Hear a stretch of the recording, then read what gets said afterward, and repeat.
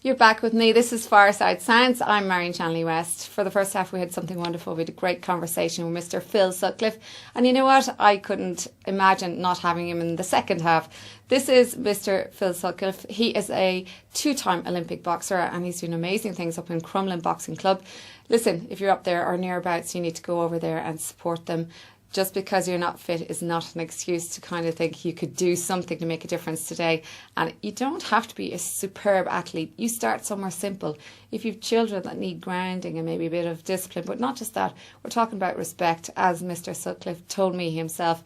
I have to say he has some amazing children coming up the ranks at the moment who I hope to talk to Philip Sutcliffe Jr. very soon, and his daughter indeed is one of the boxers as well. You know what, I'm not going to talk too much longer. I think you should just watch the rest of this interview and get out to Crumlin Boxing Club and give them some support. Here we go. Watch this. You've inspired a lot of people since you've started this. Well, Crumlin Boxing Club is going since 1933. I'm here 21 years in the Crumlin Boxing Club. I took over, myself and Patrick Brady, revamped the club. As you can see, it's looking very well. And we're one of the biggest membership clubs in the country. We've won Irish titles for the last 21 years. We've never been barren. We've won juveniles, boys and girls, up from 11 years of age right up to senior level. And so we've won every major Irish title. We've also had boys that box in the World Championships, like young Philip. We've boys that box in the European Championships, like young Stevens, also in the World Championships. We've had some very, very good boys. We had Declan Geraghty, who won the National Senior Championships this year. He was very unlucky. He broke his hand and he wasn't able to go to the European Championships. But our club is going very, very well. And we've age groups here from 10 years of age to 30 odd. Wow. So, and listen, when I arrived in here, you had a group of men lying down on the mat inside in the ring. Tell me about that. It's not just boxing. We do boxing-size classes, fitness classes. We open in the daytime for our ex-boxers that just want to keep fit. There's a lot of. Tell me. Drop a few names. Okay. Who do you work with? What kind of boxers have you come through the ranks in here? Here we've had. We've Clive Smith, who was there this evening, right? Clive Smith was twice Irish champion. He boxed Bernard Dunn in one of his fights, who was very, very close decision. A lot of people thought he did enough to win. Yeah. We also have had Glenn Stevens, who's been twice senior champion, who comes up and does a bit of training. We've had Paul Griffin, who was European champion, comes up to do a bit of sparring even now. He's still keeping very fit. We've a lot of boys that, and Paul Griffin was one of the best amateurs that ever came out of the country, the first man since Maxi McCullough to win a gold medal in the European Championships outside Ireland. So we have some very good, and we also have Katie Taylor, who's coming to us since she was 10 years of age. Like she's boxed our other coach, Paddy Brady's son, Jonathan. She's boxed my son, right? She's a bit older than my son, but she's boxed him. We've given Katie numerous fights as a juvenile when nobody would give girls fights. We used to tell the boys they were going in against another boy because a lot of them didn't want to fight a girl. But she was well able to manage and hand herself now. She's an Olympic champion and she's never forgotten it. She's written her own books and she comes over here anytime. Like she's very rewarding to us since like she knows, she remembers our old times and where our roots come from. Brilliant. You have a great memory. Would you credit that to your own history boxing? That we have to go back there a little bit. Let's talk about your career. When did it start?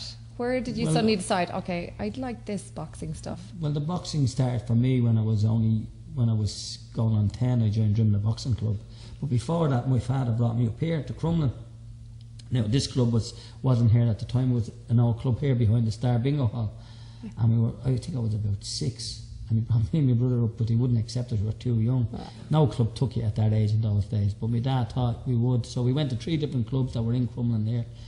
In the school around the corner here in the Christian Brothers, and there was another one around St Agnes's and the Brew, but we were all too young.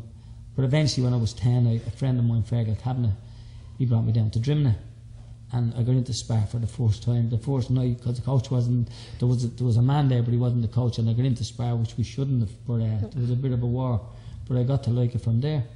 Wow. And I was in Drimnagh for 20 years, you know, and I never won a juvenile title. When my first title was in a junior title, which was the junior title. I was 17, but it's called the intermediate title now, right? And then I won the seniors the same year, 17. I was one of the youngest boys ever to go, at that time, to go to European Championships in 1977. I went to Halle, and I won my first bronze medal out there. I boxed a guy called, I got beaten in my second fight by a guy called, it was Zaragoza, not Zaragoza, it was a guy called Stradnicki, Henrik Stradnicki. He went on to win the European Championships, and he won a bronze medal he was 28. I was only 17. He was a man towards me, but he was very, very good Polish boxer. And you won this fight? Yeah, he beat me. Oh, did he? You're 28 I won though. my first fight. I boxed the British champion. There was a guy called Paul Fletcher, right, from Liverpool, and a lot of people thought I shouldn't have been sent, even the English coach. There was a bit of an uproar in the paper that I shouldn't have been gone. I should have been kept back for better things. But Mick Downing, who was my coach at the time, he said I was good enough and old enough. And then I came back with the medal, and then it shut a few people up. But it was a good thing. I was only a baby, realistically. You don't think you're a baby at 17. Think about it. Hindsight's a great thing. But so does that affect you when you look at your family members getting involved in boxing as well? Because you do have a few boxing now, and not just male, you've female as well. Yeah, well, my daughter, who's started to box now last year, she's only starting to spar. Rebecca, she does very well. Yeah, she does very well, and she's going to start taking up. She's got braces in her teeth this year, so she's taking a step back, but she's sparring very well. My own son, who boxes as well, as you know, and he's won a senior title now with professional. And we'll be talking to him again another time. Yes, and you'll be talking a bit of clash of heads there earlier on. Yeah. Right, but and it's his birthday today. Well, while we're recording this today. It's my two sons' birthday. I have another son up in Bangor. Klein, how's it going? Right, yeah, he's 12 today. But and he boxes as well. And my other son, Dylan, he boxes our Bangor. Right, that's another part of my life as well. But do you get more involved as the daddy and not the coach, or are you able to cut off and say, right, I treat them like they're a member of the club, even probably a little more harder. Yeah. Yeah, because I expect a little bit more out of them. Yeah. But and they come to it. And was it like that for you when you started? Because you say your daddy brought you at 6 and then 10 you got it. My dad wasn't. I don't allow the daddies on the floor here either. You know what I mean? No, they have to be upstairs. Like there's no interference with the other coaches.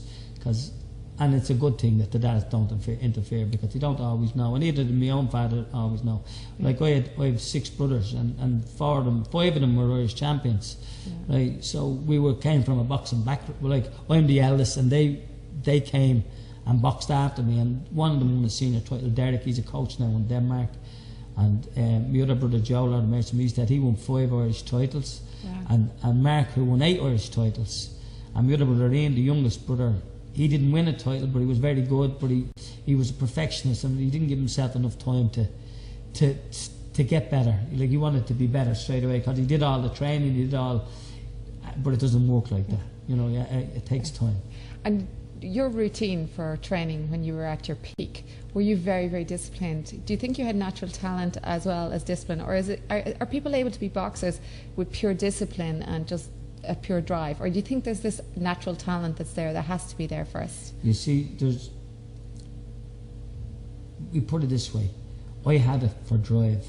I was technical, but wasn't the most technical.